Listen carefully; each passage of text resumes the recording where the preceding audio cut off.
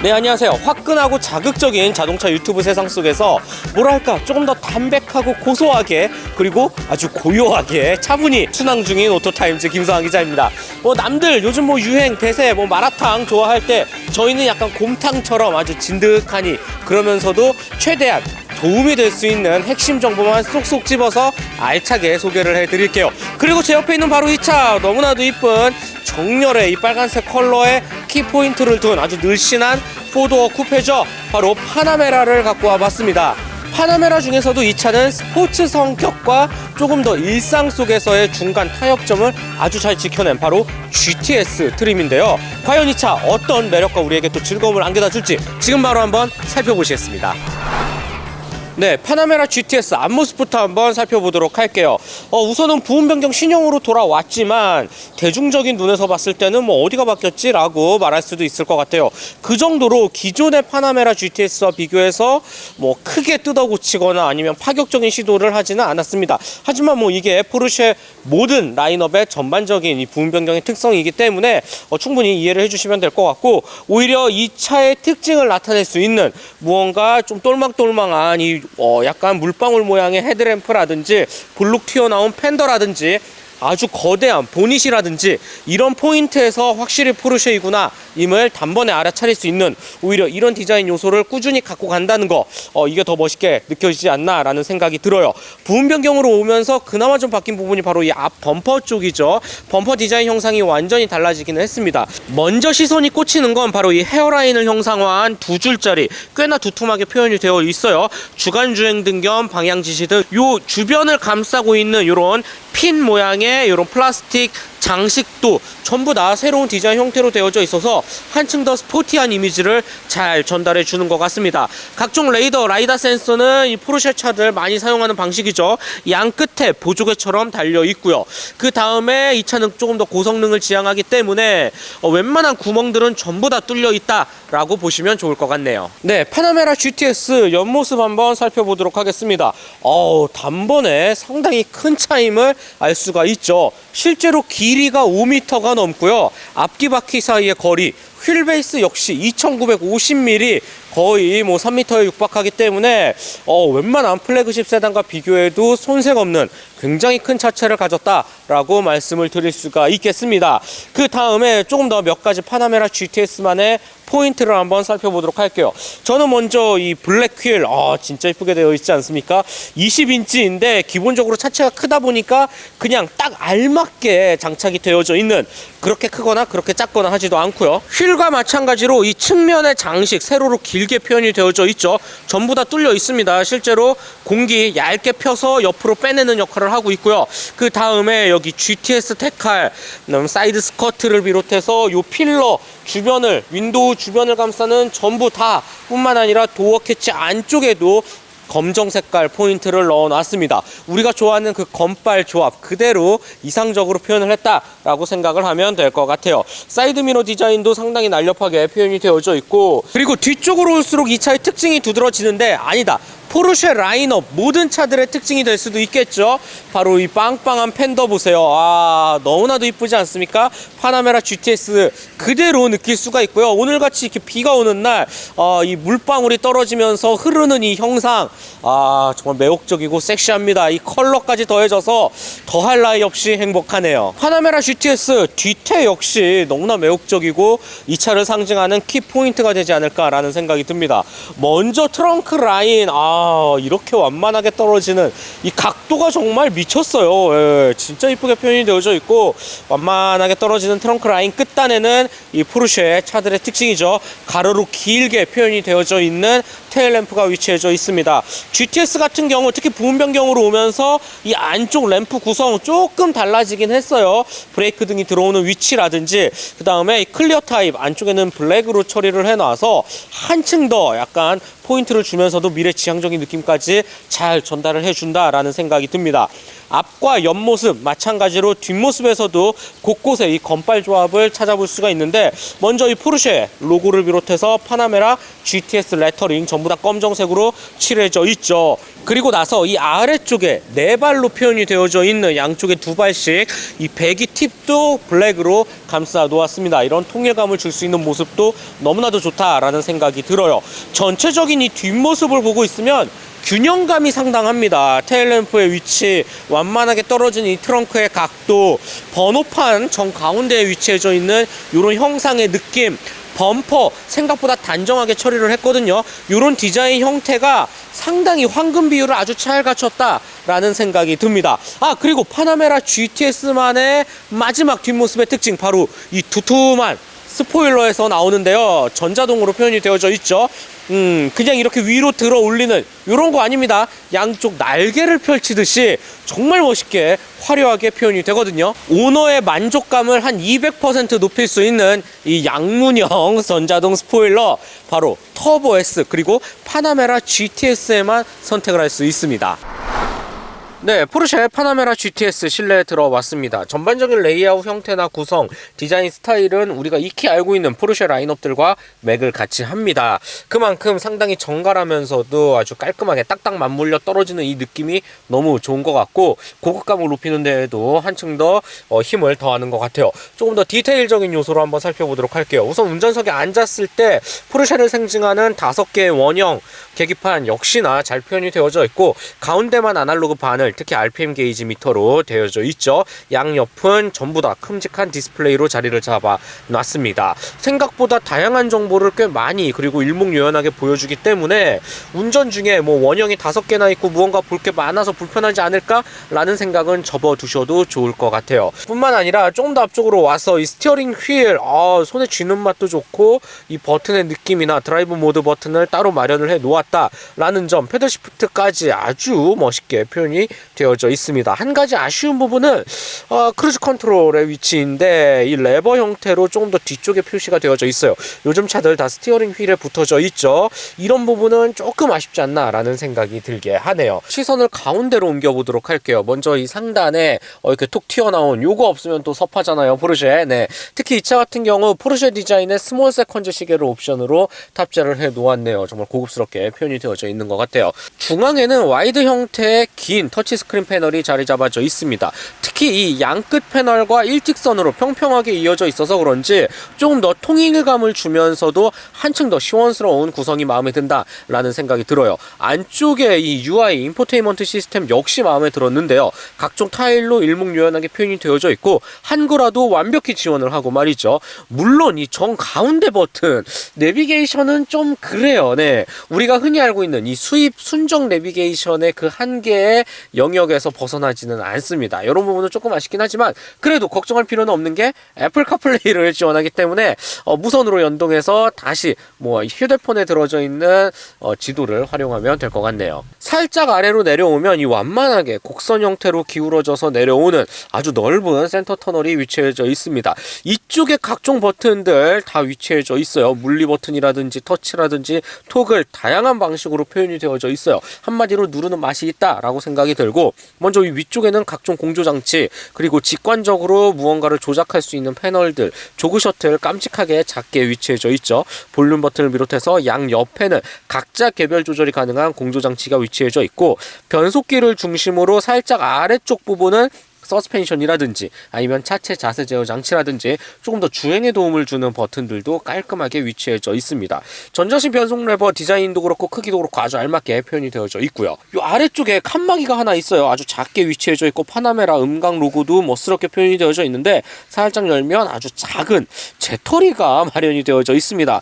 솔직히 이 부분 더욱이 한국 사람들 여기에 담배 피워서 재터리 터는 사람 몇 명이나 있을까라는 생각이 드는데 말이죠. 그냥 핸드폰 거치 정도로만 쓰면 유용할 것 같고요.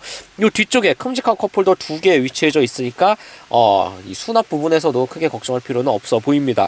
콘솔 박스는 디자인이 조금 특이하게 표현이 되어져 있어요. 그리고 이 옆에서 열게끔 되어져 있는데 이 부분도 꽤나 나름 그래도 합리적인 공간으로 잘 꾸며져 있다. 12V 소켓과 USB 포트도 이 안쪽에서 꽂게끔 마련이 되어져 있습니다. 소재라는 부분에서도 이 파나메라 GTS 너무나 멋있게 표현이 되어져 있어요. 먼저 이 정면 시선을 바라봤을 때 이 각종 탄소 섬유 패널 정말 깔끔하게, 그리고 이 주변을 감싸고 있는 이 금속 장식도 정말 고급스럽게 표현이 되어져 있습니다. 이 위쪽에 가죽이라든지 빨간 색깔 스티치뿐만 아니라 내가 안고 있는 바로 이 시트의 형상, 스포츠 버킷 시트 헤드레스트 일체형으로 되어져 있는데 이 볼스터 기능과 허벅지를 잡아주는 능력도 뛰어나고, 이 정 가운데 이 착좌감을 높이는 알칸타라 소재, 여기에 GTS 자수까지 보이시나요? 심지어 안전벨트도 외관과 마찬가지로 이 건빨 조합이 실내에서도 화려하게 펼쳐지는데 너무나도 이쁘게 그리고 멋있게 표현이 되어져 있습니다. 이 위쪽에 천장을 감싸고 있는 부분도 전부 다 알칸타라로 표현이 되어져 있고 말이죠.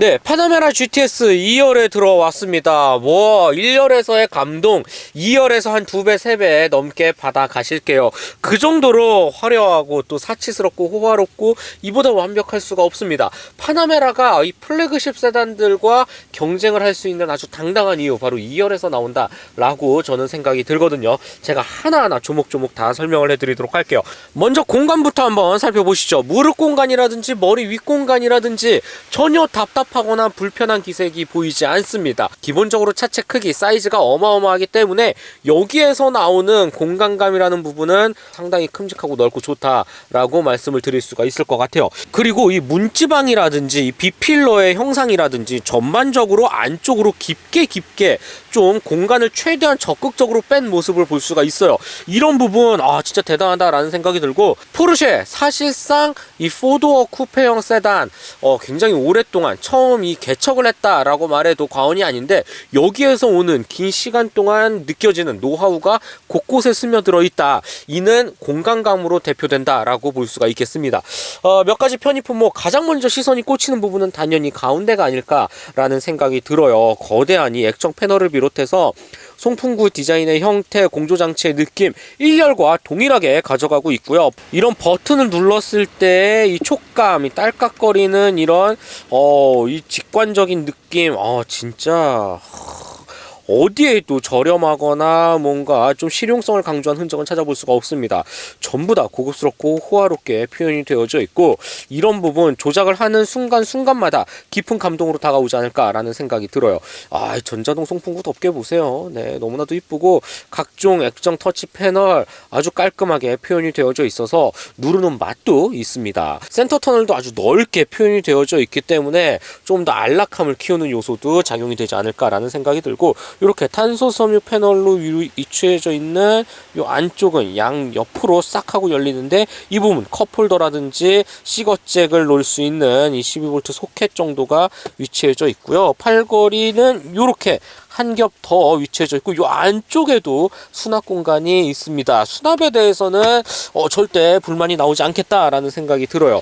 뿐만 아니라 이 도어 패널 쪽 한번 볼까요? 일단 너무나도 멋있게 표현이 되어져 있는 이 부메스터 사운드 시스템, 이 커버, 이 주변을 감싸고 있는 조명, 그 다음에 B필러에도 이 별도의 송풍구가 위치해져 있고, 여기 버튼 한 번만 쫙 누르면 전자동으로 햇빛 가리개까지 표현이 되어져 있습니다. 또 한 가지, 2열 전용 선루프를 비롯해서 뒷좌석에서도 전자동으로 햇빛 가리개를 열고 닫을 수 있는 너무나도 멋있게 표현이 되어져 있죠. 이런 다양한 부분에서 웬만한 우리가 흔히 말하고 있는 그런 독일 프리미엄 플래그십 세단과 견줘도 손색 없는 정말 상품 구성, 이 고급감 전체적으로 완벽하다라고 말씀을 드릴 수 있는 게 바로 파나메라 GTS가 되지 않을까라는 생각이 듭니다. 마지막으로 이 독립 시트 절대 빼놓을 수 없죠. 1열과 동일하게 가져가는데, 이 시트 등받이 각도뿐만 아니라 무릎 각도까지도 전자동 버튼으로 왔다 갔다,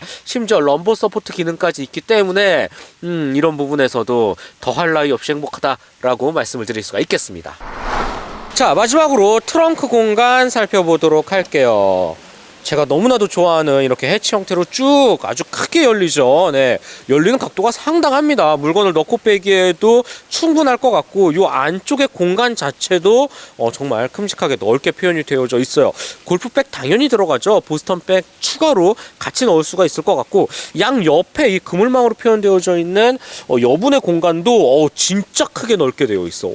이렇게 큰 차 있었나라는 생각이 들 정도로 역시 팬더가 빵빵하기 때문에 여기에서 오는 이점이 아닐까라는 생각이 듭니다. 다만 이 높이, 이 턱이라는 부분은 꽤나 높게 표현이 되어져 있기 때문에 뭐 캐리어를 꺼내거나 뭐 무거운 박스를 꺼내거나 할 때는 조금 더 턱하고 걸릴 수가 있기 때문에 이런 부분은 조금 더 조심해야 되지 않을까라는 생각이 드네요. 참고로 이 러기지 네트도 진짜 넓게 되어 있어. 이렇게 넓은 차 정말 보기 힘들거든요. 네, 이런 부분도 참 마음에 든다라는 생각이 들고 2열 시트 당연히 폴딩이 되죠. 폴딩이 되면 조금 더 넉넉하게 짐을 실을 수가 있겠습니다. 네, 포르쉐 파나메라 GTS 주행 느낌 한번 살펴보도록 하겠습니다. 우선 이 차 같은 경우 동력계 먼저 한번 보면 V형 8기통 4.0L 트윈터보 가솔린 엔진이 맞물립니다. 여기에 8단 PDK 변속기까지 합을 이루죠. 최고 출력 490마력, 최대 토크 63.3kgm를 발휘합니다. 이전 파나메라 GTS와 비교해서 토크는 크게 차이가 없거든요. 하지만 출력이 확실히 좀 많이 올라가긴 했습니다. 거의 30마력 가까이 이상 올라갔기 때문에 이런 부분에서 이 파워트레인 조금 더 한층 차가 역동적인 모습을 보여주지 않을까라는 기대도 하게 되는데 여러분 보이시나요? 날씨 너무 좋아요. 네, 날씨 잘 잡았어. 아주 그냥 비가 아주 우수수 쏟아집니다. 네. 한정적인 조건에서 그래도 최대한 이 차 갖고 있는 퍼포먼스 한번 느껴보도록 하겠습니다. 오히려 GTS이기 때문에 이런 날씨가 더 어울릴 수도 있어요. 네, 일상생활 속에서 이 고성능 차를 어떻게 편안하게 다룰 수 있고 세팅을 했는지도 한번 알아보도록 하죠. 먼저 지금과 같이 노멀 모드에서 흐름에 맞춰서 주행을 하고 있을 때는 글쎄요, 엔진은 거의 느낄 수가 없습니다. 뿐만 아니라 서스펜션 감각이라든지 스티어링 휠의 반응이라든지 뭐 예민하거나 뭔가 자극적인 맛은 확실히 좀 덜해요. 그래서 이런 부분에서도 그냥 우리가 흔히 알고 있는 플래그십 세단, 조금 더 탄탄한 세팅이 좀 더 스포티한 성격에 조금 더 초점을 맞춰져 있는 세단을 타는 것 같은 그 이상의 느낌은 받기 힘들 정도로 아주 안락하면서도 꽤나 고급스러운 또 좋은 승차감을 잘 전달해 줍니다. 비가 계속 차체 바퀴에 튀기고 있으면서도 노면 상태가 뭐 엄청나게 좋거나 하지도 않거든요. 가장 끝차선에서 이렇게 흐름에 맞춰서 달리고 있음에도 불구하고 이 차가 주는 전반적인 승차감은 아주 편안하면서도 또 안락함, 490마력 차가 맞나? 라는 생각이 들 정도로 꽤나 운전하기에도 편하고 탑승자로서도 그렇게 뭐 거슬리거나 불편함 없이 여유롭게 이 일반적인 도로 흐름에서 주행 이동의 경험을 제공한다 라는 부분, 파나메라 GTS 노멀 모드가 갖고 있는 이상적인 특징이 아닐까라는 생각을 하게 됩니다. 시속 80km 이렇게 쭉 가고 있는데 7단에 맞물리면서 1100rpm 정말 극도로 낮춰서 엔진 회전수도 최대한 숨을 고르는 모습을 볼 수가 있죠. 다양한 부분에서 이 노멀 모드에서는 크게 자극 없이 꽤나 쾌적한 주행을 보장한다 라고 볼 수가 있고, 여기에서 스포츠 모드 한번 쫙 올려보면 놀라워요. 네, 거의 900rpm 이상 뻥 뛰면서 단수도 5단으로 확 낮춰지는 모습을 볼 수가 있습니다. 서스펜션 한 단계 더 탄탄해졌거든요. 여기에 스포츠 플러스 모드 한 번 더 올라가면 또 900rpm 이상 껑충 오르면서 단수가 또 내려가요. 4단으로 서스펜션 2단계로 강화되는 모습을 볼 수가 있죠. 역시 포르쉐는 어떤 차를 타도 주행 모드에 따라 차의 성격을 완벽히 바꾸는 이 굉장히 매력적인 이 유혹이 상당한 것 같습니다. 빗길에서도 이 가속 페달을 살짝 밟게끔 움찔움찔하게끔 만드는 이 능력이 정말 뛰어난 것 같고, 단수 한 번만 더 내려보자. 3단에서 조금 가속 페달을 밟아보면 놀라운데? 지금 빗길임에도 불구하고 4륜구동이 주는 이 탄탄한 접지, 타이어 세팅도 그렇고 말이죠, 전혀 불안한 모습을 볼 수가 없습니다. 어떻게 이게 가능하지? 라는 생각이 들 정도로 놀랍네요. 너무나도 잘 표현을 해주고 있습니다. 자, 다시 한번 가속 페달을 밟아보면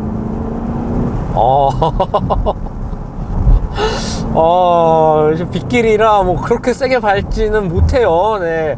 하지만 어느 정도 이 속도가 붙음에도 불구하고 이 끈적끈적한 접지 그리고 사륜구동이 주는 이 미세한 움직임이 운전자를 정말 믿음으로 인도한다 라는 생각이 듭니다. 가속 페달을 밟으면 밟을수록 앞뒤 무게 배분도 실시간으로 최적화돼서 바뀌는 이 느낌도 너무 좋고요. 지금과 같이 또 타력 주행을 이어나갈 때는 뒤쪽에 힘을 싣는 모습을 보이지만 가속 페달을 밟으면 앞쪽 접지를 살리기 위해서 이 구동력 배분 최대한 50대 50에 가까운 또 모습도 보여줍니다. GTX 진짜 어느 포르쉐를 타든지 매번 색다른 그리고 아주 깊은 감동을 안겨주는데, 이런 빗길에서의 GTS 파나메라 또 다른 믿음과 감동을 안겨다 주네요. 정말 놀랐습니다. 네. 와, 속도에 대한 제약은 포르쉐에서는 어떤 차를 타도 전혀 없다라는 말을 다시 한번 실감케 할 정도로 빗길에서의 이 뛰어난 안정성은 정말 놀랍습니다. 네. 그리고 가속 페달을 밟았을 때의 이 즉각적인 반응은 여느 포르쉐와 마찬가지로 환상적이네요. 스포츠 주행을 할 때 또 다른 기대 이상의 매력 포인트를 안겨줬던 부분, 바로 배기 사운드입니다. 솔직히 엔진음은 뭐 그렇게 자극적이거나 아주 뭐 매혹적으로 들리지는 않는 것 같은데, 그보다 이 배기, 스포츠로 가고 스포츠 플러스로 갈수록 배기 플립이 열리면서 한층 더 풍부한 사운드를 안겨다 주거든요. 특히 이 실내에 오로롱 하고 울려 퍼지는 느낌이 너무 좋아요. 네. 마냥 시끄럽지도 않고요, 그냥 계속 듣고 싶을 정도로 하나의 음악을 듣는 것처럼 말이죠. 너무 좋습니다.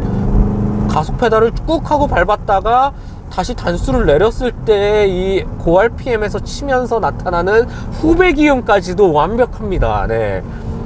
밖에서 듣는 소리가 훨씬 더 크고요, 실내는 한층 더 정제된 느낌을 볼 수가 있는데, 파나메라 이 4도어 쿠페형 세단의 성격을 생각하면 요 정도 배기 세팅 너무나도 잘 해냈다 라는 생각이 들고, 배기 사운드를 듣고 싶어서 자꾸만 스포츠 플러스의 가속 페달을 짓이기게 되는 내 자신도 발견하게 됩니다. 여러모로 너무나도 만족스럽다 라는 생각이 듭니다. 이외에 스티어링 휠의 능력, 이 핸들링과 코너링, 이 차선 변경이라든지 코너를 빠르게 돌아 나갈 때 차체 움직임, 세시의 방향, 뭐 여러 부분에서 단연 포르쉐, 라이벌은 절대 따라할 수 없는 포르쉐만의 특징이 가장 묻어난다 라는 생각이 들고, 즉각적인 반응 그리고 그 움직임조차도 절도 있게 안정적으로 딱딱 떨어지는 느낌은 이렇게 5m가 넘는 긴 차체에 라이벌에서는 어디에도 찾아볼 수 없는 파나메라만 갖고 있는 가장 큰 무기이지 않을까. 그리고 여기에서 오는 운전자가 느끼는 즐거움, 믿음, 감동까지 같이 챙겨가는 부분도 단연코 진짜 놀랍다 라는 생각이 듭니다. 너무 재밌어요. 진짜 말이 안 나옵니다. 네. 자, 다시 흥분을 가라앉히고 도심에 들어왔기 때문에 노멀 모드에 다시 바꿔놓도록 할게요. 노멀 모드에 놓으니까 RPM 쭉 떨어지는 거 보이세요? 다시 일반적인 흔히 아는 그저 그런 평범한 세단의 느낌으로 바뀌었습니다. 물론 노멀 모드에서도 가속 페달을 깊게 밟으면 이 차의 본성을 드러내면서 훅 하고 튀어나가긴 하지만 흐름에 맞춰서 주행을 이어나가고 뭐 신호등을 만나거나 가다서다를 반복할 때는 이런 이보다 편안하고 쾌적한 주행 감각을 전달하는 세단이 없을 정도로 아주 말끔한 또 매너 있는 모습으로 바뀌는 이 차의 성격을 느낄 수가 있죠. 이 드라이브 모드 버튼 정말 하나하나 돌릴 때마다 여러 대의 차를 타고 있는 듯한 매력까지 전달해 줍니다. 자, 마지막으로 포르쉐 파나메라 GTS 가격과 총평 말씀드려 보겠습니다. 아주 오래전부터 GTS 시리즈가 나왔을 때 이 차에 관심을 갖고 있는 포르쉐 마니아라든지 잠재 소비자분들 많이쯤 들어보셨을 것 같아요. 합리적 가성비라는 단어를 GTS에 갖다 붙이기도 했거든요. 까레라라든지 까레라 4S 살 돈, 여기에 옵션 이것저것 넣을 돈이면 GTS 좀 합리적인 패키지로 많이 다 저렴한 가격에 살 수 있다라고 얘기를 하는데, 요즘은 좀 아닌 것 같아요. 시승차 같은 경우 2억 원을 훌쩍 넘어가거든요. 포르쉐에서 가성비를 논한다는 것 자체가 좀 말이 안 되죠. 네. 가격이라는 측면에서 놓고 봤을 때는 포르쉐 그렇게 가성비라는 단어가 어울리는 브랜드는 아닙니다. 그만큼 이 GTS가 갖고 있는 성격 자체를 바라보고 GTS의 매력에 조금 더 끌리는 소비자가 이 차를 선택했을 때 더 큰 만족으로 다가오지 않을까. 뭐 합리적이고 실용적이고 가성비라는 생각만 쫓다 보면 GTS는 뭐 그렇게 메리트 있게 다가오지는 않을 것 같아요. GTS 일반적인 도로 흐름에 맞춰서 파나메라 4, 4S 이런 차들과 비교해서 충분히 그보다도 더 편안하고 여유롭게 달릴 수 있으면서도 터보라든지 그 이상의 무언가 하드코어한 성격을 갖고 있는 파나메라가 조금 부담스럽다면 이 차가 이 중간점에서 최적의 적절한 대안이 될 수 있다라는 생각이 듭니다. 정말 이 차를 보고 있으면 이런 생각이 들어요. 정말 내가 사랑하는 사람들과 이 4명 가득가득 태우고 짐까지 가득 실어서 강원도 여행을 가. 고속 장거리 크루징 너무나도 말도 안 되게 편하고 빠르게 달려가. 그래서 강원도에 도착을 해서 재밌게 놀다가도 또 친구들 다 잠깐 쉬게 숙소에 냅둬 놓고 근처 강원도 와인딩 서킷을 나 혼자 스포츠 플러스 모드로 재미지게 한두 바퀴 타거나 아니면 인제 스피디움 서킷을 가거나 하거나 말이죠. 이 모든 역할을 차 한 대로 수행할 수 있다 라고 보면 가성비라는 측면이 말이 되는 것 같기도 하네요. 네. 어쨌든 이런 상상까지 하게 될 정도로 차 한 대로 정말 모든 역할을 해낼 수 있는 만능 스포츠카, 만능 포르쉐가 아닐까라는 생각을 하게 되네요. 네, 즐겁게 보셨다면 좋아요, 구독 꼭 한 번씩만 부탁드리고요. 저는 지금까지 오토타임즈 김수환 기자였습니다.